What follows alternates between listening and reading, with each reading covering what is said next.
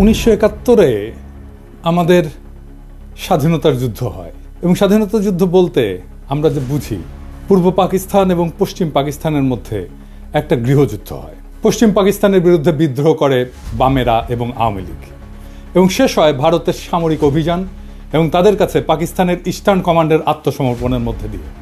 এই বিদ্রোহের নেপথ্যে আওয়ামী লীগ যেই মূল বয়ান তৈরি করছে সেটা হইতেছে পাকিস্তান সরকার পূর্ব বাংলার প্রতি অর্থনৈতিক বৈষম্য করছে এবং শোষণ করছে। এই বয়ানের মূল বক্তব্য হচ্ছে তারা বলতে চায় পূর্ব পাকিস্তান পাকিস্তানের মেজরিটি প্রদেশ, এখানে দেশের 56% জনগণ বাস করে, অথচ পাকিস্তান সরকারের রাজস্বের সিংহভাগ পশ্চিম পাকিস্তানে ব্যয় করে। সেই টাকার অধিকাংশ আসে পূর্ব পাকিস্তান থেকে। পূর্ব পাকিস্তানে কামানো এই টাকা দিয়ে পশ্চিম পাকিস্তানের শাসক গোষ্ঠী নিজেদের এলাকার ব্যাপক উন্নয়ন করে। রাজস্ব খাত, উন্নয়ন খাত, আমদানি, বৈদেশিক সাহায্য ইত্যাদিতে পশ্চিম পাকিস্তানে ব্যয় করা হতো 75 থেকে 80 ভাগ, আর পূর্ব পাকিস্তানের ভাগে পড়তো মাত্র 20 থেকে 25 ভাগ।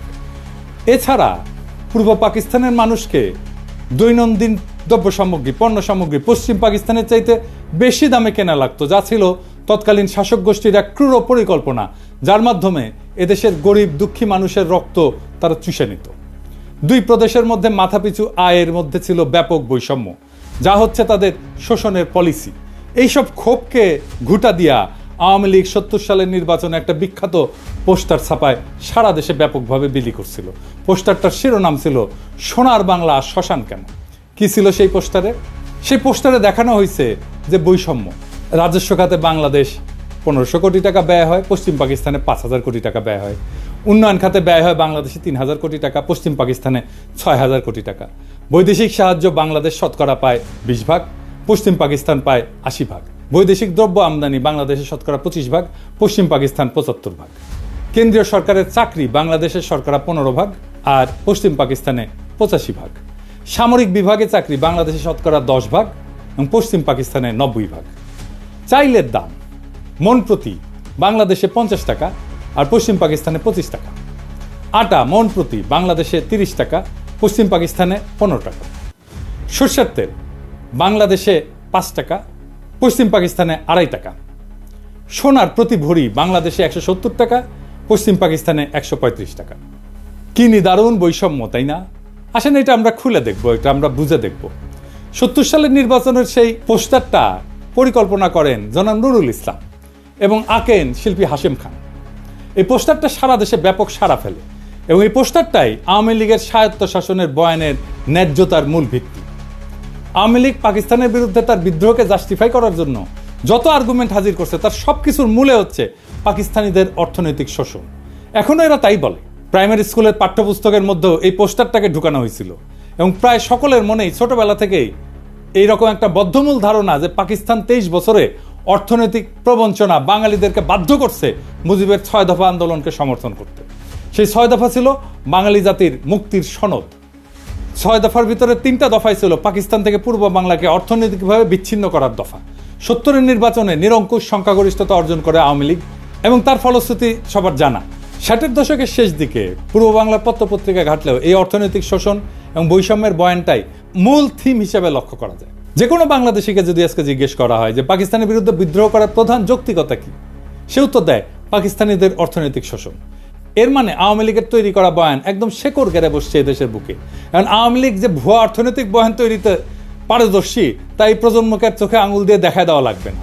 বিগত 15 বছরে আমাদের সবার একদম চোখের সামনে আওয়ামী লীগ পরিসংখ্যান নিয়ে ভয়ঙ্কর কারচুপি করে মহা উন্নয়নের এক বয়ান তৈরি করছে, যেখানে বাস্তবতা হচ্ছে দেশের সব ব্যাংক এবং আর্থিক খাতকে লুটপাট করে নিঃশেষ করে ফেলা। কিছুদিন আগে বাণিজ্য উপদেষ্টা বলছে যে সব মিথ্যা পরিসংখ্যান দেওয়া হতো জিডিপি সহ। এটা এমন না যে এখন বলা হচ্ছে, হাসিনার আমলেও পত্রিকা মিথ্যা পরিসংখ্যান নিয়ে লিখত। জিয়া হাসান একটা বই লিখছিল উন্নয়ন বিভ্রম নামে, কিভাবে মিথ্যা পরিসংখ্যান দিয়ে উন্নয়নের বয়ান তৈরি করা হতো। তাহলে সেই আওয়ামী লীগ 50 বছর আগের ঘটনাকে নিয়ে কি রকম কারচুপি করছে সেটা সহজে অনুমান করা যায়। আমরা অনুমান করব না, আমরা তথ্য দিয়ে দেখব। আমরা আজকে আওয়ামী লীগের এই বয়ানকে তৎকালীন বাস্তবতার আলোকে পরীক্ষা করে দেখব যে এই অভিশপ্ত দলটা সেখানেও কি রকম কারচুপি করছিল। তৎকালীন পাকিস্তানের আর্কাইভ ঘেঁটে আমরা যাবতীয় প্রাসঙ্গিক ডকুমেন্ট জোগাড় করছি এবং বলাই বাহুল্য আওয়ামী লীগ এবং তাদের পোষা অর্থনীতিবিদরা নুরুল ইসলাম, রেহমান সোবহান ভয়াবহ জালিয়াতি করছে এই পোস্টার তৈরি করতে এবং ম্যানিফেস্টো তৈরি করতে।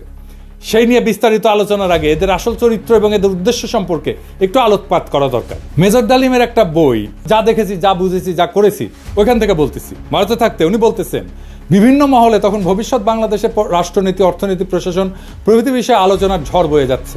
একদিন এক সামাজিক অনুষ্ঠানে সরকারের এক অর্থনৈতিক উপদেষ্টা বললেন, স্বাধীন বাংলাদেশের ইকোনমিক ভায়াবিলিটি তেমন একটা নাই, মানে এটা অর্থনৈতিকভাবে এটা সফল হবে না। তার এই ধরনের বক্তব্যে অবাক করেছিল অনেককেই। প্রশ্ন করা হয়েছিল, স্বাধীন বাংলাদেশের ইকোনমিক ভায়াবিলিটি যদি নাই থাকে তবে আপনারা 6 দফা প্রণয়ন করে জনগণকে উস্কে দিয়েছিলেন কেন? কেন বলেছিলেন পাকিস্তানের শোষণের হাত থেকে পূর্ব পাকিস্তানকে স্বাধীন করতে পারলেই সোনার বাংলা কায়েম হবে? তাহলে কি আপনাদের এই সমস্ত প্রচারণা ছিল মিথ্যে? জনগণকে ধোঁকা দিয়ে পাকিস্তানকে শুধুমাত্র দ্বিখণ্ডিত করার এক কূটকৌশল মাত্র? এই সমস্ত মৌলিক প্রশ্নের জবাব উক্ত বিশারদ সেদিন দিতে পারেননি। অত্যন্ত বিব্রতকর অবস্থায় কেটে পড়ে নিজেকে বাঁচিয়েছিলেন বিড়ম্বনার হাত থেকে। ঠিক একইভাবে আরেকদিন এক ঘরোয়া পরিবেশে কিছু বাঙালি জনাব ডিপি ধরকে ভবিষ্যৎ স্বাধীন বাংলাদেশের অর্থনীতি, শিল্পনীতি কী ধরনের হওয়া উচিত জানতে চাইলে তিনি জবাব দিয়েছিলেন ইংরেজিতে। কিন্তু বাংলায় এটা বোঝা যায় যে তোমাদের এসব নিয়ে কথাবার্তা বলার দরকার নাই, তুমি শুধু ফসল ফলাও, ধান ফলাও, বাকিগুলো আমরা দেখব। এই ধরনের কথা থেকে পরিষ্কার বোঝা যায় যে বাংলাদেশকে ভারতের অর্থনৈতিক বাজার এবং পশ্চাৎভূমিতে পরিণত করার ষড়যন্ত্র ছিল ভারতীয় আধিপত্যবাদী নীল নকশার অন্তর্ভুক্ত। শুধু কি তাই, বাংলাদেশের অর্থনীতিকে সম্পূর্ণভাবে বাংলাদেশের উপরে ভারতীয় নিয়ন্ত্রণ নিশ্চিত করার খায়েশটাও পরিষ্কারভাবে ধরা পড়েছিল জনাব ধরের বক্তব্যে। এই হচ্ছে বাঙালির মুক্তির সনদ প্রণেতাদের দৃষ্টিভঙ্গি, যারা নিজেরাই স্বাধীন বাংলাদেশে বিশ্বাস করত না, যারা সর্বদা ভারতকেই তাদের তীর্থভূমি হিসেবে কল্পনা করেছে আজীবন। গোলাম আজমের বই জীবনে যা দেখলাম, এখান থেকে একটা অংশ আমি পড়ে শোনাই। উনি 69 সালে আইয়ুব খানের সাথে সমস্ত রাজনৈতিক দলের গোলটেবিল বৈঠকে অংশ নেওয়ার পর পশ্চিম পাকিস্তান থেকে পূর্ব পাকিস্তানে ফিরতেছিলেন। তখন প্লেনে এক ব্যক্তির সাথে ওনার কথা হয়। একজন 6 দফা প্রণেতার দাবি, গোলটেবিল বৈঠক ব্যর্থ পরিণতির পর থেকে করাচি থেকে ঢাকা ফিরে আসার পথে বিমানে এক ভদ্রলোকের অত্যন্ত আগ্রহ ও উৎসাহ নিয়ে আমার সাথে হাত মিলালেন। আমি তাকে চিনলাম না। আমার পাশের আসনে বসা ভদ্রলোক অনুরোধ করে তার আসনে নিয়ে বসালেন এবং তিনি এসে আমার পাশে বসলেন। আমি বিস্মিত হয়ে তার পরিচয় জানতে চাইলাম। ধারণা করেছিলাম আদর্শিক দিক থেকে নিকটবর্তী হবেন, তাই আমার সাথে ঘনিষ্ঠ আলাপ করতে চান। অচিরেই টের পেলাম যে তিনি সম্পূর্ণ বিরোধী ক্যাম্পের লোক। গোলটেবিল বৈঠক ব্যর্থ হওয়ার পরে যারা বিজয়ীর গৌরব বোধ করছেন, তিনি তাদেরই একজন। পরাজিত প্রতিপক্ষের একজন প্রতিনিধিকে পেয়ে তিনি বিজয় উৎসবের অংশ হিসেবে ভ্রান্ত পথ ত্যাগ করার উপদেশ দিতে চেয়েছেন। পরিচয় নিয়ে জানলাম তিনি একজন সিএসপি উচ্চ কর্মকর্তা, ইসলামাবাদে কর্মরত আছেন, ছুটিতে দেশের বাড়িতে যাচ্ছেন। নাম ডক্টর আব্দুস সাত্তার। আমাকে তিনি খুব ভালো করেই চিনেন বলে জানলেন। যারা রাজনীতি করেন তারা লেখাপড়ার চর্চা কমই করেন, আমি এর ব্যতিক্রম বলে আমাকে শ্রদ্ধা করেন বলেও উল্লেখ করলেন। আমার সাথে আলোচনার সুযোগ পেয়ে তিনি খুবই খুশি হয়েছেন বলেও জানিয়েছিলেন। এভাবে কতক সৌজন্যমূলক কথা বলে তিনি বক্তব্য শুরু করলেন। আপনারা 6 দফাকে সঠিকভাবে বিবেচনা করলেন না, এটাকে শেখ মুজিবের হঠকারী রাজনৈতিক প্রস্তাব মনে করে হয়তো এটার যথার্থ মূল্যায়ন করতে পারেননি। এটা শেখ মুজিবের মাধ্যমে পেশ করা হয়েছে বটে, কিন্তু এর প্রণেতা 18 জন পিএইচডি, এর মধ্যে বিভিন্ন বিশ্ববিদ্যালয়ের প্রফেসর এবং সরকারি বেসরকারি উচ্চপদস্থ ব্যক্তিত্ব রয়েছেন। এটি অত্যন্ত সুচিন্তিত এবং সুপরিকল্পিত ফর্মুলা, যা 8 কোটি বাঙালির ভাগ্যের দ্রুত পরিবর্তন করবে। আমি জিজ্ঞেস করলাম, ওই 18 জন পিএইচডির মধ্যে আপনি নিশ্চয়ই অন্যতম? তিনি জোশের সাথে দাবি করলেন যে তিনিও এই সংগঠকদের একজন। আমি জানতে চাইলাম, এই 18 জনের সবাই কি বাঙালি? তিনি আরও উৎসাহের সাথে বললেন যে তারা সবাই বাঙালি জাতীয়তার বিশ্বাসী। আমি জিজ্ঞেস করলাম যে আপনারা নিশ্চয়ই সুদূর প্রসারী পরিকল্পনার ভিত্তিতে এই 6 দফা প্রণয়ন করেছেন। উক্ত পরিকল্পনায় কি পূর্ব এবং পশ্চিম পাকিস্তানকে একটা রাষ্ট্র হিসেবে গড়ে তোলার চিন্তা রয়েছে? তিনি খুবই খোলা মনে জবাব দিলেন, আপনারা জনগণের ময়দানে কাজ করেন, আমরা তাদের সাথে কাজ করছি যারা দেশ চালাচ্ছে।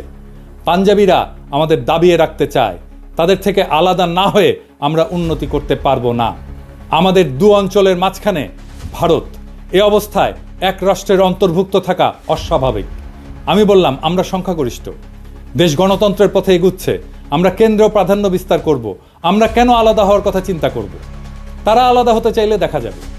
এর জবাবে তিনি এমন কথা বললেন যা শুনে আমি চমকে গেলাম। তিনি বললেন, বাঙালি জাতি হিসাবে আমাদেরকে চিন্তা করতে হবে 47 সালে বাঙালি জাতিকে বিভক্ত করায় আমরা জাতি হিসেবে দুর্বল হয়ে গেছি। বাঙালি জাতি ঐক্যবদ্ধ হলে গোটা উপমহাদেশে আমরা বিশাল মর্যাদার অধিকারী হতে পারবো। আমি জানতে চাইলাম, পশ্চিমবঙ্গের বাঙালিরা কি ভারত থেকে আলাদা হয়ে আমাদের সাথে মিলে আলাদা রাষ্ট্রে অন্তর্ভুক্ত হতে রাজি হবে? তিনি আস্থার সাথে বললেন, আলবৎ তারা প্রস্তুত হবে। তারা কলকাতাকে রাজধানী করতে চাইবে। বঙ্গদেশ বিভক্ত না হলে তো আমাদের পূর্ব পাকিস্তানের রাজধানী কলকাতাতেই থাকতো। ব্রিটিশ আমলেও কলকাতা বহু বছর ব্রিটিশ ভারতের রাজধানী ছিল। এখানে লক্ষণীয় যে উক্ত ব্যক্তি খালি 6 দফাতেই সন্তুষ্ট নন, উনি প্রত্যক্ষভাবে বাংলার সাথে যোগ দেওয়ার জন্যে উদ্গ্রীব এবং সেই জন্যে পূর্ব বাংলার রাজধানী ঢাকা থেকে কলকাতাতে সরাই দিতেও প্রস্তুত। ক্ষুদিরাম সূর্য সেনের মন্ত্রমুগ্ধ শিষ্য। 47 সালের পার্টিশনের ইতিহাস সম্পর্কে যাদের মিনিমাম পড়াশোনা আছে তাদের জানার কথা, কংগ্রেসের দাবির মুখে লর্ড মাউন্টব্যাটেন মুসলিম সংখ্যাগরিষ্ঠ প্রদেশ পাঞ্জাব এবং বাংলাকে পার্টিশন করার সিদ্ধান্ত নেন, যেটার পুরোটা পাকিস্তানে আসার কথা ছিল। কায়েদে আজম জিন্না অনিচ্ছা সত্ত্বেও এই পার্টিশনের সিদ্ধান্তকে মেনে নেন, যেটা ছিল তার স্টেটসম্যানশিপের পরিচয়। জিন্না এটা নিয়ে আফসোস করে পোকায় কাটা পাকিস্তান বলেছিলেন। মাউন্টব্যাটেন প্ল্যানের আগ পর্যন্ত কংগ্রেস, মুসলিম লীগ এবং ইংরেজ সরকারের মধ্যে যত আলোচনা হয়েছে তার মুখ্য টপিক ছিল নতুন সংবিধানে ব্রিটিশ ভারতের 11টি প্রদেশের মধ্যে কী রকম সম্পর্ক থাকবে স্বাধীনতার পর। 1946 সালের ক্যাবিনেট মিশনে পুরো ভারতকে অখণ্ড রেখে মুসলিম প্রধান প্রদেশগুলোকে ম্যাক্সিমাম অটোনমি দেওয়ার একটা প্রস্তাব সংবিধানে করা হয়, যেটাতে মুসলিম লীগ এবং কায়েদে আজম সম্মতি প্রদান করেন। কংগ্রেস এবং নেহরু সেই প্রস্তাব মানতে রাজি না থাকায় কায়েদে আজম এরপর পূর্ণ স্বাধীনতার দাবি করেন। মাউন্টব্যাটেন প্রস্তাবের আগ পর্যন্ত প্রদেশগুলোকে অখণ্ড রেখে কোন প্রদেশ ভারতে থাকবে আর কোনটা পাকিস্তানে যাবে সেটা নিয়ে নেগোসিয়েশন চালান। মুসলিম লীগ 11টি প্রদেশের মধ্যে 4টি মুসলিম প্রধান প্রদেশ বাংলা, পাঞ্জাব, সিন্ধু, উত্তর পশ্চিম সীমান্ত প্রদেশ দাবি করে। মাউন্টব্যাটেন নেহরু দিয়ে ইনফ্লুয়েন্স হন। এই নেহরুর সাথে মাউন্টব্যাটেনের স্ত্রীর একটা অ্যাফেয়ার ছিল, দরকার পড়লে এটা রেফারেন্স দেওয়া যাবে। তো এই ইনফ্লুয়েন্সড হয়ে বাংলা এবং পাঞ্জাবের পুরো প্রদেশ না দিয়ে সেটাকেও পার্টিশন করার সিদ্ধান্ত নেন। 3রা জুন মাউন্টব্যাটেনের পার্টিশনের সিদ্ধান্তের পর ব্রিটিশ পার্লামেন্টের প্রথম প্ল্যানে, যেটা জুলাই মাসে ইন্ডিয়ান ইন্ডিপেন্ডেন্স অ্যাক্ট 1947-এর ভিতরে অন্তর্ভুক্ত ছিল, বাংলা প্রদেশের 5টি বিভাগের বর্ধমান প্রেসিডেন্সি, রাজশাহী, ঢাকা, চট্টগ্রাম 28টা জেলার মধ্যে পাকিস্তানকে 16টা জেলা প্রদান করা হয়। বর্ধমান বিভাগকে সম্পূর্ণ ভারতে, ঢাকা এবং চট্টগ্রাম বিভাগকে পার্বত্য চট্টগ্রাম ডিস্ট্রিক্ট বাদে, পার্বত্য চট্টগ্রাম পরে অন্তর্ভুক্ত হয়েছে, সম্পূর্ণ পাকিস্তানকে প্রদান করা হয়। প্রেসিডেন্সি বিভাগের 6টি জেলার মধ্যে পাকিস্তানকে 3টা, যশোর, মুর্শিদাবাদ, নদিয়া এবং ভারতকে 3টা জেলা, কলকাতা, 24 পরগনা, খুলনা প্রদান করা হয়। রাজশাহী বিভাগকে পার্টিশন করে 8টি জেলার মধ্যে 6টি জেলা, বগুড়া, দিনাজপুর, মালদা, পাবনা, রাজশাহী, রংপুর পাকিস্তানে এবং অবশিষ্ট 2টি জেলা দার্জিলিং, জলপাইগুড়ি ভারতে প্রদান করা হয়। এছাড়া জুলাই মাসে আসামের সিলেট জেলাতে গণভোট হয়, সেখানকার সংখ্যাগরিষ্ঠ মুসলিম পাকিস্তানে যোগ দেওয়ার পক্ষে ভোট দেয়। এরপরে স্যার সিরিল রেডক্লিফকে প্রধান করে একটা পার্টিশন কমিশন বানানো হয় ফাইনাল ডিটেলস ঠিক করার জন্য। স্যার রেডক্লিফ ইন্ডিয়ান ইন্ডিপেন্ডেন্স অ্যাক্টের প্ল্যানে অদল বদল করেন। প্রথমত উনি মুর্শিদাবাদ, নদিয়া এবং মালদা জেলাকে ভারতে প্রদান করেন, পাকিস্তানকে ভারত থেকে খুলনা নিয়ে প্রদান করেন, এছাড়া পাকিস্তানকে পার্বত্য চট্টগ্রাম জেলা প্রদান করেন। খালি এতটুকু করেই ক্ষান্ত হন নাই, উনি এরপরে পার্টিশনের ইউনিটকে জেলা থেকে থানা পর্যায়ে নামায় আনেন। অর্থাৎ খালি মুসলিম সংখ্যাগরিষ্ঠ জেলার মধ্যে যেসব থানা মুসলিম সংখ্যাগরিষ্ঠ সেগুলোকেই পাকিস্তানে ভাগে পড়ে, প্রদেশ থেকে ইউনিট একেবারে থানাতে নামায় আনছে। এর ফলে রেডক্লিফ সাহেবের জলপাইগুড়ি এবং দিনাজপুর জেলাকে পার্টিশন করে মুসলিম প্রধান থানাকে পাকিস্তানে দেন। মালদা, মুর্শিদাবাদ পুরোটাই ভারতে থাকে মুসলিম সংখ্যাগরিষ্ঠ হওয়া সত্ত্বেও। নদিয়াকে পার্টিশন করে কুষ্টিয়া, চুয়াডাঙ্গা অঞ্চল পাকিস্তানে এবং যশোরকে পার্টিশন করে বনগাঁ পর্যন্ত ভারতকে দেওয়া হয়। 24 পরগনা জেলা পুরোটাই ভারতে থাকে। এরপরও উনি ক্ষান্ত হন নাই, উনি সিলেটের 35টি থানার মধ্যে 6টি থানা কেটে করিমগঞ্জ সহ সেটা ভারতকে প্রদান করেন। এই রেডক্লিফ অ্যাওয়ার্ড দেশ স্বাধীন হওয়ার 1-2 দিন পর প্রকাশ করা হয়। রেডক্লিফ পাঞ্জাবেও ঘুটু করছে, মাউন্টব্যাটেনের চাপে পড়ে, সেটা অন্য কাহিনী, এর সাথে কাশ্মীর জড়িত। রেডক্লিফ রিভারের রেলেভেন্ট অংশ আপনি এখানে পাবেন, আমি সবগুলোই ডেসক্রিপশনে দিয়ে দিচ্ছি। 3রা জুন 1947 সালে মাউন্টব্যাটেনের পার্টিশন সিদ্ধান্ত প্রকাশিত হওয়ার পর বাংলা প্রদেশের মুসলিম লীগের নেতা সোহরাওয়ার্দী দিল্লিতে কায়েদে আজমের সাথে দেখা করতে যান। সোহরাওয়ার্দী এবং বাংলার মুসলিম লীগ ভেবেছিল পুরো বাংলা প্রদেশ পাকিস্তানে যাবে। পার্টিশনের সিদ্ধান্তে তারা স্বাভাবিকভাবে আপসেট হয়। সোহরাওয়ার্দী এবং আবুল হাশিম মানে বদরুদ্দিন ওমরের বাবা, জিন্নার কাছে অনুমতি চায়। যদি জিন্না রাজি থাকে তখন তারা বাংলা কংগ্রেসের নেতাদের সাথে আলোচনা করে দুই পক্ষ মিলে একটা প্রপোজাল দেবে যাতে পুরো বাংলা প্রদেশ এক থেকে ভারত এবং পাকিস্তান থেকে আলাদা হয়ে তৃতীয় একটা দেশ তৈরি করে আসামের সাথে মিলে। জিন্না তার সম্মতি প্রদান করেন। এই প্রস্তাবে বাংলা কংগ্রেসের নেতা শরৎ বসু, সুভাষ বোসের দাদা এবং শর্মিলা বোসের ঠাকুরদা, যিনি এই বইটা লিখছিলেন, ওনারা নিমরাজি থাকলেও কেন্দ্রীয় কংগ্রেসের নেতা নেহেরু এবং সর্দার প্যাটেল যখন জানতে পারে, তারা শরৎ বোসকে বিশাল ঝাড়ি মারে। তাতে শরৎ বোস ওই প্রস্তাব থেকে সরে আসে। এছাড়া বাংলার হিন্দু মহাসভার নেতা শ্যামাপ্রসাদ মুখার্জি এই প্রস্তাব শোনার পর বিশাল জনসভা ডেকে এই প্রস্তাবের বিরোধিতা করার জন্য। তারা কোনো মতেই হিন্দুস্তান থেকে আলাদা হতে রাজি না। এইসব শোডাউন কাজে দেয় এবং এখানেই অখণ্ড বাংলার প্রস্তাবের ইতি ঘটে। ইতিহাস এখানে প্রমাণ করে 1947 সালে বাংলা ভাগের জন্য কংগ্রেস এবং হিন্দু মহাসভা দায়ী। স্বাভাবিকভাবেই তারা পুরো বাংলাকে ভারতের অংশ হিসেবে চেয়েছিল। মুসলিম লীগ পুরো বাংলাকে পাকিস্তানের অংশ হিসেবে চেয়েছিল। কিন্তু পার্টিশনের সিদ্ধান্ত শোনার পর মুসলিম লীগ অখণ্ড বাংলা রাখতে রাজি ছিল। যদি বাংলা আসাম মিলে তৃতীয় আর একটা দেশ হয়, কংগ্রেস এবং মহাসভা সেটার চাইতে খণ্ডিত বাংলাকেই ভারতের অংশ হিসেবে প্রেফার করে। তৎকালীন বাংলার মুখ্যমন্ত্রী সোহরাওয়ার্দী শেষে একটা প্রস্তাব দেয় যে অন্তত রাজধানী কলকাতা 6 মাস পর পাক ভারতের যৌথ কন্ট্রোলে থাকুক, যাতে প্রশাসনিক ব্যবস্থা অর্গানাইজভাবে ট্রান্সফার করা যায়। সর্দার প্যাটেলের উত্তরে বলেন, নট ইভেন ফর 6 days। কাজেই পশ্চিম বাংলার হিন্দুরা হিন্দুস্তানের থেকে আলাদা হয়ে পূর্ব বাংলার মুসলিমদের সাথে ইউনিয়ন করে থাকবে, আর ভারতও এটা মেনে নিয়ে বিনা যুদ্ধে এত বড় মেদিনী ছেড়ে দেবে। মানে দুর্যোধন বলছিল মহাভারতের, বিনা যুদ্ধে নাহি দেব সূচক্র মেদিনী। একটা সূচের আগায় যতটুকু ভূমি থাকে ওইটাও যুদ্ধ ছাড়া দেব না, ওটাই ভারতের পলিসি। তাই এটা একটা আকাশ কুসুম কল্পনা। আওয়ামী লীগের নেতাদের এসব ইতিহাস খুব ভালো করে জানার কথা, কারণ তারা মুসলিম লীগের কর্মী ছিল 47 সালে। এরপর এইসব 6 দফা প্রণেতারা মানুষকে মূলা দেখাইছে যে তারা পশ্চিম বাংলার সাথে ইউনিয়ন করবে। এইটা ছিল আওয়ামী লীগের একটা ভয়ঙ্কর প্রতারণা। 1971 সালের 7 দফা চুক্তির ইতিহাস নতুন প্রজন্ম ইতিমধ্যে জেনে ফেলছে। সর্বশেষে এই পোস্টারের প্রণেতা অর্থনীতিবিদ নুরুল ইসলাম যে কত স্থূল একজন ব্যক্তি ছিল তার একটা সামান্য উদাহরণ দিই। 2016 সালে বাংলাদেশ প্রতিদিন পত্রিকায় পোস্টারটার শিল্পী হাশেম খান একটা প্রবন্ধ লেখেন। সেখানে উনি পোস্টার তৈরির ইতিহাস বর্ণনা করেন। সেই প্রবন্ধের একটা অংশ হচ্ছে, কিছুক্ষণের মধ্যে নুরুল ইসলাম ফিরে এসে বললেন, কিছু একটা দাঁড় করাতে পারলেন? আজকে আর বিদ্যুৎ আসবে না। পাকি সরকার পূর্ব পাকিস্তানের অন্ধকারে রাইখা পাকিস্তানের আলোতে ভাসাইয়া দিচ্ছে। সারা রাত শহর বন্দর অলিগলি এমনকি গ্রাম পর্যন্ত বিদ্যুতের বাতি আলো দিতেছে। সামনের ইলেকশনে পশ্চিমাদের গদি থেকে নামাইয়া আওয়ামী লীগরে বসাইতে হবে। নুরুল ইসলাম দাবি করতেছেন পূর্ব পাকিস্তানের লোডশেডিং এর জন্য পশ্চিম পাকিস্তান দায়ী। তারা এখন এখানে বিদ্যুৎ বন্ধ করে নিজেদের এলাকায় বিদ্যুৎ সরবরাহ করতেছিল। কি অদ্ভুত দাবি আর মনস্তত্ত্ব। পূর্ব আর পশ্চিম পাকিস্তানের মধ্যে 1000 মাইল দূরত্ব, মাঝখানে শত্রু দেশ ভারত আর সমুদ্র, দুই অংশে বিদ্যুতের দুইটা গ্রিড। এক গ্রিড থেকে আরেক গ্রিডে পাওয়ার ট্রান্সফার করা অসম্ভব একটা ঘটনা। এক গ্রিডে সারপ্লাস বিদ্যুৎ থাকলেও আর এক গ্রিডের সাথে ট্রান্সফার করার কোনো উপায় নাই। কাজে পূর্ব পাকিস্তানের বিদ্যুৎ বন্ধ কইরা পশ্চিম পাকিস্তানকে আলোর বন্যায় ভাসিয়ে দেওয়ার মতো নিতান্ত শিশুসুলভ দাবি খুবই হাস্যকর। সে নাকি বাংলাদেশের প্রধান অর্থনীতিবিদ ছিল, সে বাংলাদেশের পরিকল্পনা কমিশনের প্রধান ছিল স্বাধীনতার পরে। এই মক্কেল আবার নাকি হার্ভার্ডের গ্র্যাজুয়েট। হ্যাঁ, আরেকজন মুখ্য চরিত্র যে 6 দফার খসড়া করার ব্যাপারে অন্যতম মুখ্য ভূমিকা রাখছিল, তার নাম রুহুল কুদ্দুস, একজন সিএসপি আমলা। বাংলাদেশ স্বাধীন হওয়ার পর প্রথম ক্যাবিনেট সেক্রেটারি হয়। রুহুল কুদ্দুসের ব্যাপারে শুধু 2টা তথ্য যথেষ্ট তার চরিত্র এবং এজেন্ডা বোঝার জন্য। প্রথমটা হচ্ছে এই 50-এর দশকে একটা দুর্নীতির মামলার বিবরণ। সেখানে আমূল আসামি শেখ মুজিবুর রহমান পূর্ব পাকিস্তানের প্রাদেশিক মন্ত্রী থাকার সময় দুর্নীতির কারণে জেলে সাজাপ্রাপ্ত হন। সেই দুর্নীতি মামলায় মুজিবের সহযোগী ছিল এই রুহুল কুদ্দুস। তার পুরস্কার দিছে, যেহেতু মামলা ফাঁসিছে তার পুরস্কার দিছে সেক্রেটারি বানায়। আর একটা মামলা হচ্ছে আগরতলা ষড়যন্ত্র মামলা, যেখানে আসামিরা ভারতের প্রত্যক্ষ সাহায্যে পূর্ব পাকিস্তানে বিদ্রোহ সংগঠিত করে বিচ্ছিন্ন হওয়ার পরিকল্পনা করে। সেই মামলার অন্যতম প্রধান আসামি ছিল এই রুহুল কুদ্দুস। আগরতলা মামলার বয়ানে প্রথমে মিথ্যা মামলা বলে প্রচার করা হয়েছিল আমাদের ছোটবেলায় পাঠ্যপুস্তকে। এই মামলাকে মিথ্যা মামলা হিসেবে দেখানো হয়েছিল, কিন্তু 2011 সালে মামলার অন্যতম আসামি কর্নেল শওকত আলী, আওয়ামী লীগের ডেপুটি স্পিকার ছিল, গর্বের সাথে একটা বই লেখে, সত্য মামলা আগরতলা। দেশের অনেক মানুষের কাছে পাকিস্তান থেকে বিচ্ছিন্ন হয়ে আলাদা রাষ্ট্র গঠনের যৌক্তিকতা হচ্ছে 25 এবং 26 মার্চের তারিখে পাকিস্তান আর্মির অপারেশন সার্চলাইট। তাহলে 60-এর দশকে যারা ভারতের সাহায্যে এই সমস্ত বিদ্রোহ পরিকল্পনা করছিল তাদের জাস্টিফিকেশন কি ছিল? পাকিস্তান তো 1971 সালের আগে কোনো গণহত্যা চালায়নি। যদি বলে অর্থনৈতিক বৈষম্য, সেই বেলুন আমরা একটু পরে ফুটা করে দেখা দিচ্ছি। 1965 সালে পাকিস্তান ভারতের সাথে একটা ফুল স্কেল যুদ্ধ হয়। ঠিক তার পরপর কোন ধরনের চরিত্রের মানুষ সেই ভারতের থেকে অস্ত্র এবং টাকার সাহায্য নিয়ে পাকিস্তানের বিরুদ্ধে বিদ্রোহ করার পরিকল্পনা করে?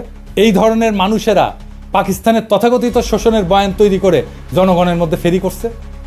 এখানে প্রফেসর সৈয়দ সাজ্জাদ হোসেনের কিছু অবজারভেশন খুবই গুরুত্বপূর্ণ। ওনার ৭১-এর স্মৃতি বলে একটা বই আছে। তিনি একাধারে একজন প্রখ্যাত শিক্ষাবিদ, সাহিত্য পণ্ডিত এবং লেখক। বাঙালি মুসলমানের মধ্যে তিনি প্রথম ব্যক্তি যিনি ইংরেজি সাহিত্যে পিএইচডি ডিগ্রি অর্জন করছিলেন। রাজশাহী বিশ্ববিদ্যালয়ের ভিসি ছিলেন। আসল কথা, যারা এই সমস্ত কথা বলে এবং এই জিনিস শুরু হয়েছে ৬০-এর দশক থেকেই, তারা একটা রাজনৈতিক উদ্দেশ্য হাসিলের মতলবে এই সমস্ত থিওরি আওড়ায়। ১৯৪৭ সালে বিভক্তি এরা মানতে রাজি নয় এবং এই অঞ্চল স্বাধীন থাকুক এটা তারা চায় না। পাকিস্তান আমলে এরা অনবরত প্রচার করেছে যে আমরা পাঞ্জাবিদের অধীন এবং পাকিস্তান থেকে বেরিয়ে এলে সত্যিকার অর্থে স্বাধীন হতে পারবো। আবার এখন বলছে ১৯৭১ সালে যে স্বাধীনতা অর্জিত হয় তার কোনো মূল্য নাই, ওপার বাংলার সাথে মিলে গেলেই নাকি আমরা সত্যি মুক্ত হবে। ১৯৭১ সালে ভারতের সাথে মিলিত হওয়ার কথা প্রকাশ্যভাবে বলা হতো না, কারণ ও কথা বললে এদেশের জনসমাজ সাড়া দিত না। তাই তখন বলা হচ্ছিল ভারত আমাদের প্রকৃত বন্ধু, ভারতীয় সৈন্য এসে আমাদের রক্ষা করবে। ভারতে বাঙালি, পাঞ্জাবি, মারাঠি, তামিল, শিখ, পার্সি বিভিন্ন জাতি এবং ভাষাভাষী লোকেরা এক রাষ্ট্র গঠন করে বসবাস করতে পারে, তার মধ্যে কোনো অসঙ্গতি লক্ষ্য হয়নি।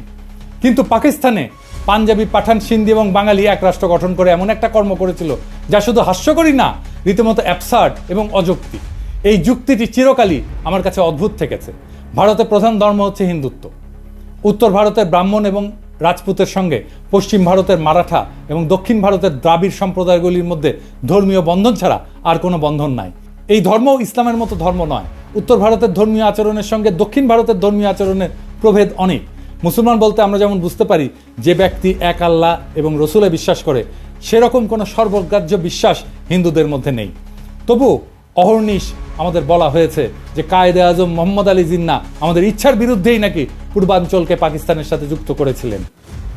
এই যে লাখ লাখ লোক যারা আমরা পাকিস্তান আন্দোলনে শরিক হয়েছিলাম, আইনসভার সদস্য যারা ৪৭ সালে ভোট দিয়ে পাকিস্তানে যোগ দিয়েছিলাম, এরা যেন রাতারাতি হয়ে গেলেন দেশদ্রোহী এবং সমাজদ্রোহী। বর্তমানেও বাঙ্গু, সুশীল, প্রগতিশীল, প্রথম আলো, মতি, ডেইলি স্টারের মাহফুজ এবং তাদের কলামবর্গ যেমন আলী ইমাম মজুমদার ভারতের কোনো কোনো প্রদেশের বিচ্ছিন্নতার কথাও শুনলে তেলে বেগুনে জ্বলে ওঠে। তারাই আবার পাকিস্তানের প্রদেশগুলোর ইউনিয়নের মধ্যে কন্ট্রাডিকশন খুঁজে পায়। আবার আসা যাক অর্থনৈতিক বৈষম্য এবং আওয়ামী লীগের তৈরি বয়ান নিয়ে। এই প্রসঙ্গে ডক্টর সাজ্জাদ হোসেন লিখছেন যে যখন আওয়ামী লীগ এরকম প্রচারণা চালাচ্ছিল যে পশ্চিম পাকিস্তানের পূর্ব পাকিস্তানে বৈষম্য করা হয়, এই যে সোনার বাংলা শ্মশান কেন, এরকম একটা পোস্টার ছাপে, তাহলে পাকিস্তানের তরফ থেকে কেন এইটার প্রতিবাদ জানানো হয়নি বা প্রশ্নটা পরিষ্কার করা হয়নি? এর উত্তর দিছিল পশ্চিম পাকিস্তানের একজন আমলা যে এটা আমরা তৈরি করছিলাম, কিন্তু এইটা আমরা প্রকাশ করতে গেলে একজন বাঙালি অফিসার বলছিল এটা দিলে পূর্ব পাকিস্তানের লোকেরা আরও বিলা হয়ে যাবে, সেই জন্যে তাই নাকি এটা করতে দেওয়া হয়নি, বাধা দিছিল। ওনার বইয়ে এই অংশে এটা লেখা আছে। আওয়ামী বয়ানের এই যে শুভঙ্করের ফাঁকি, এটা ধরার জন্য আমরা ব্যাখ্যা করব সরকারি ফাইন্যান্স কিভাবে কাজ করে এবং সরকারি ফাইন্যান্সের সাথে দেশের জিডিপির সম্পর্ক এটা কি। একটা দেশের জিডিপি হচ্ছে সেই দেশের মধ্যে অবস্থিত সমস্ত পণ্য, বস্তু, সার্ভিস বা সেবার এটার যোগফল। যে দেশের যত উন্নত সে দেশের জনগণ তত বস্তু এবং সেবা উৎপাদন করে এবং ভোগ করে। সরকারের মধ্যে থেকে একটা ভাগ কর হিসাবে আদায় করে, নিজের এজেন্ডা অনুযায়ী সেটা খরচ করে। আর একটা রাস্তা হচ্ছে সরকারের আছে, সেটা হচ্ছে আভ্যন্তরীণ এবং আন্তর্জাতিক সেক্টর থেকে লোন নেওয়া। এই লোনের ইনস্টলমেন্ট পরে সরকারকে করের টাকা থেকে শোধ করতে হয়। ফাইনাল একটা রাস্তা আছে সরকারের কাছে, সেটা হচ্ছে আভ্যন্তরীণ যে কোনো বিল পরিশোধের জন্য টাকা ছাপানো। কিন্তু এর ফলে মুদ্রার মান ইনফ্লেশন হয়, আমরা জানি মুদ্রাস্ফীতি হয়। ইনফ্লেশন এক ধরনের ট্যাক্স কিন্তু, যার মাধ্যমে সরকার দেশের জিডিপির একটা অংশ নিজের পকেটস্থ করে। এই করের জন্য পার্লামেন্ট অথবা আইনসভার কোনো বিল পাস করানো লাগে না। সরকারের বাজেটে দুই ধরনের বাজেট থাকে, একটা বাজেট রাজস্ব খাত আর একটা বাজেট উন্নয়ন খাত। করের টাকা দিয়ে সরকার প্রশাসন, প্রতিরক্ষা, বিদ্যমান স্থাপনার ভরণ পোষণ, আগের ঋণের সুদ পরিশোধ এবং অন্যান্য খরচ চালায়। এটা রাজস্ব খাত বা অপারেটিং এক্সপেন্ডিচার। এরপরে কিছু সারপ্লাস থাকলে সেটা প্লাস সরকার দেশি বিদেশি সেক্টর থেকে ঋণ নিয়ে বিভিন্ন মন্ত্রণালয়ের অধীনে উন্নয়নমূলক প্রজেক্ট গ্রহণ করে। এই উন্নয়নমূলক প্রজেক্টগুলোকে এডিপি বা অ্যানুয়াল ডেভেলপমেন্ট প্রোগ্রাম বলে। অধিকাংশ প্রজেক্টে যে ব্রিজ টিজ, রাস্তা টাস্তা, এগুলো সব এডিপির অন্তর্ভুক্ত। তবে এডিপির বাইরে অল্প কিছু প্রজেক্ট থাকে। বাজেটে এডিপির বাৎসরিক বরাদ্দ দেওয়া থাকলেও সেই বরাদ্দ সবসময় সম্পূর্ণ খরচ হয় না বিভিন্ন কারণে। এর পিছনে প্রজেক্টের ধীর গতি আছে, প্রশাসনিক সক্ষমতার অভাব, কেনাকাটায় আমলাতান্ত্রিক জটিলতা ইত্যাদি কারণ থাকে। বাজেটের একটা বাস্তব স্যাম্পল দেখেন, এইরকম করে বাজেট লেখা হয়। এখন আমরা আলোচনা করব বৈদেশিক মুদ্রার ব্যাপার। দেশের কোম্পানিগুলো ব্যবসা করে রপ্তানি করে কিছু টাকা পায় ফরেন কারেন্সি, আর আমরা রেমিটেন্স পাঠাই বিদেশে যারা আছে। এইভাবে দেশ বৈদেশিক মুদ্রা অর্জন করে। বাংলাদেশ, পাকিস্তান, ভারত সরকার এই বৈদেশিক মুদ্রার প্রবাহ এটাকে নিয়ন্ত্রণ করে। দেশে আসা বৈদেশিক মুদ্রা ব্যাংক থেকে সেন্ট্রাল ব্যাংকের কন্ট্রোলে যায়। সেন্ট্রাল ব্যাংক দেশের মানুষকে বৈদেশিক মুদ্রার বিপরীতে দেশীয় মুদ্রা প্রদান করে। এরপর কোনো আমদানিকারক কিছু আমদানি করতে চাইলে সেন্ট্রাল ব্যাংকের অনুমতিক্রমে লেটার অফ ক্রেডিট খুলে প্রয়োজনীয় বৈদেশিক মুদ্রা দিয়ে বস্তু অথবা সেবা আমদানি করে। আমেরিকা, সিঙ্গাপুর, হংকং এসব দেশে এরকম কোনো এক্সচেঞ্জ কন্ট্রোল নাই।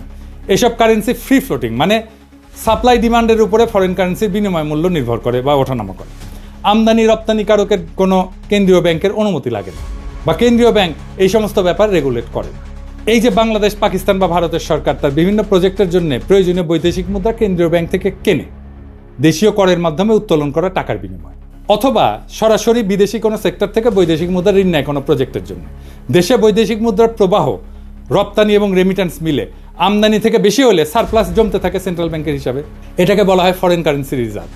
এবার আমরা দেখব শোষণ কাকে বলে, অর্থনৈতিক শোষণ কাকে বলে। আমাদের আক্কেল জ্ঞান বলে যে শোষণ হচ্ছে কারো কাছ থেকে জোর করে বেশি টাকা করের মাধ্যমে তুলে সেই টাকা নিজের পিছনে খরচ করা, অথবা কারো শস্য, সম্পদ, গবাদি পশু ইত্যাদি জোরপূর্বক নিয়ে যাওয়া, অথবা কাউকে বাধ্যতামূলকভাবে কোনো কাজ করতে বাধ্য করা এবং তাকে কম পারিশ্রমিক দেওয়া। তাই তো এরকম অসংখ্য উদাহরণ মানব সমাজে পাওয়া যায়। যেমন মঙ্গলরা তারা কারো শস্য, সম্পদ, গবাদি পশু জোরপূর্বক নিয়ে যেত। মারাঠাদের বর্গী হামলার উদাহরণ তো আছেই, তাদের চৌত আদায় করত। রোমান সাম্রাজ্যে ইতালিতে রোমান নাগরিকদের কর দেওয়া লাগতো না, সাম্রাজ্যের সমস্ত খরচ রোমানদের দখলকৃত প্রদেশের মানুষদের কাছ থেকে তোলা হতো। এরকম আরও অনেক উদাহরণ পাওয়া যাবে। আরাকানের মগ এবং পর্তুগিজদের রেইড উল্লেখযোগ্য, তারা এসে আমাদের এখান থেকে নিয়ে যেত জিনিসপত্র। এখন পাকিস্তান আমলে পাকিস্তানের কেন্দ্রীয় সরকার কি পূর্ব বাংলায় রেড দিয়ে সমস্ত শস্য, গবাদি পশু জোর করে নিয়ে যেত? না, নাকি তারা আমাদেরকে দাস হিসাবে বাঙালিদেরকে ধরে নিয়ে গিয়ে তাদের খনিতে খনি মজুর হিসেবে কাজ করাইছে? না, তা তো না। তাহলে শোষণটা হইলটা কিভাবে? পূর্ব বাংলা এবং পশ্চিম পাকিস্তানের পাঞ্জাব, সিন্ধু, সীমান্ত, বেলুচিস্তানের মানুষ সবাই দেশের সমান নাগরিক ছিল না? একটা কথা বারবার বলা হয় যে পূর্ব পাকিস্তানের জনসংখ্যা পাকিস্তানের জনসংখ্যার 56%। করের ব্যাপারে সবচেয়ে গুরুত্বপূর্ণ তথ্য হচ্ছে পূর্ব পাকিস্তানের মানুষ পাকিস্তানের রাজস্বের কত যোগান দিত জানেন? 26%, মাত্র 26%। পশ্চিম পাকিস্তানের 44% মানুষ বাকি 74% যোগান দিত। এর বিপরীতে পূর্ব পাকিস্তান চতুর্থ পঞ্চবার্ষিক পরিকল্পনায় মোট সরকারি উন্নয়ন বরাদ্দের 60% বরাদ্দ পাইছিল, পশ্চিম পাকিস্তান পাইছিল 40%। ওদেরই তো বিদ্রোহ করার কথা। তৃতীয় পরিকল্পনায় পূর্ব পাকিস্তান পাইছিল 53%, পশ্চিম পাকিস্তানের বরাদ্দ ছিল 47%। দ্বিতীয় প্ল্যানে 63-64 সালে দুই প্রদেশের অনুপাত ছিল 50-50। একবার ব্যাপারটা ঠান্ডা মাথায় চিন্তা করে দেখেন তো, একটা প্রদেশ দেশের মোট রাজস্বের 26% যোগান দিয়ে বিপরীতে 53-60% উন্নয়ন বরাদ্দ পাচ্ছে, তাও আবার নিজেদের শোষিত বলে জোর গলায় দাবি তোলে। আরে ভাই, বাটপাড়ির তো একটা সীমা আছে, তাই না? আরে বাটপাড়ি কেউ ধরতে পারলো না। উল্টা আমরাই তো এক হিসেবে পাঞ্জাব, সিন্ধু প্রদেশকে শোষণ করছি। তারা জনসংখ্যার অনুপাতে কম হয়েও রাজস্ব করের অধিকাংশ যোগান দিছে এবং সেই যোগানের অধিকাংশ উন্নয়ন বরাদ্দ আমরা পাইছি। তারা তো এই ব্যাপারে নিয়ে একটা টু শব্দ পর্যন্ত করেনি। আরে বেটা, চামার তুই বেশি টাকা নিলি, আবার বলিস আমাদের শোষণ করিচ্ছে। পাকিস্তানে 1955 সাল থেকে 1975 সাল পর্যন্ত 20 বছরে সর্বমোট 4টা পঞ্চবার্ষিক পরিকল্পনা হয়, মানে 5 বছরের বাজেট করা হয়। সেই বাজেটের মূল কপি এবং প্রাসঙ্গিক পরিসংখ্যান বিশ্লেষণ করলে আওয়ামী লীগের অর্থনৈতিক বৈষম্যের বয়ানের বেলুন ফুটা হয়ে যায়। লীগের পোস্টার সম্পূর্ণ ভুয়া, মন গড়া, আন্দাজে বসানো সংখ্যা। একটা মজার ব্যাপার লক্ষ্য করলে দেখা যাবে পোস্টারতে অধিকাংশ সংখ্যা 2 দিয়া গুণ করে মিলাই দেওয়া হয়েছে। যেমন ধরেন, উন্নয়ন খাতে আমাদের 3000, ওদের 6000। শতকরা অনুপাতে খুব সুন্দর করে আমাদের ভাগে 10, 15, 20, 25 বসায় দেওয়া হয়েছে। দ্রব্যমূল্যের দাম চমৎকারভাবে আমাদের সব কিছুর দাম ঠিক দ্বিগুণ একটা সংখ্যা বসায় দেওয়া হয়েছে, তাই না? একটা বাচ্চাকে অঙ্ক কষতে দিলে সে অঙ্ক না পারলে উত্তরে যেরকম একটা সংখ্যা আন্দাজে মিলায় বসায় দেয়, ব্যাপারটা ঠিক সেই রকম। তবে এই পোস্টারের প্রস্তুতকারক আওয়ামী লীগের এক টাউট অধ্যাপক। বৈদেশিক সাহায্য ঋণ উন্নয়ন বাজেটের অংশ, কাজে একটা এলাকার উন্নয়ন বরাদ্দ 50-60%, আর সেই প্রদেশের বৈদেশিক সাহায্য মাত্র 20%। এটা একমাত্র নুরুল ইসলামের মতো টাউট একটা অধ্যাপকের মস্তিষ্ক থেকে বাইর হবে। বৈদেশিক আমদানির হিসাব সম্পূর্ণ মন গড়া, কারণ একটা দেশের মাল করাচিতে আমদানি হচ্ছে নাকি চট্টগ্রামে আমদানি হচ্ছে সেটা কাস্টমস একবারই ঢুকে। এরপরে দেশের অভ্যন্তরে সেই মাল কোন প্রদেশ থেকে কোন প্রদেশে যাচ্ছে সেটা কোনো কাস্টমস হিসাব থাকে না। কাজে কোন প্রদেশ আমদানির কত শতাংশ কনজিউম করে সেটার কোনো আলাদা অ্যাকাউন্ট ছিল না, থাকা সম্ভব ছিল না সেই সময়। আমদানির 25-75% সংখ্যা সম্পূর্ণ কাল্পনিক। বৈদেশিক মুদ্রা কোন প্রদেশ কত আয় করে, ব্যয় করে, কনজিউম করে, একটা দেশের ভেতরে কোনো পরিসংখ্যান থাকে না।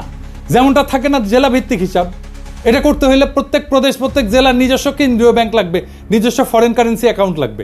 এক্স্যাক্টলি এই জন্যই 6 দফার মধ্যে এই পয়েন্টটা ঢুকানো হয়েছিল। আওয়ামী লীগ নিজেও জানতো না এইসব হিসাব, তারা সম্পূর্ণ ভুয়া সংখ্যা ওরাইছে বিদ্রোহ জাস্টিফাই করার জন্য। প্ল্যানগুলোর মূল কপি এবং রেলেভেন্ট পরিসংখ্যান আমি ডেসক্রিপশনে দিয়ে দিচ্ছি।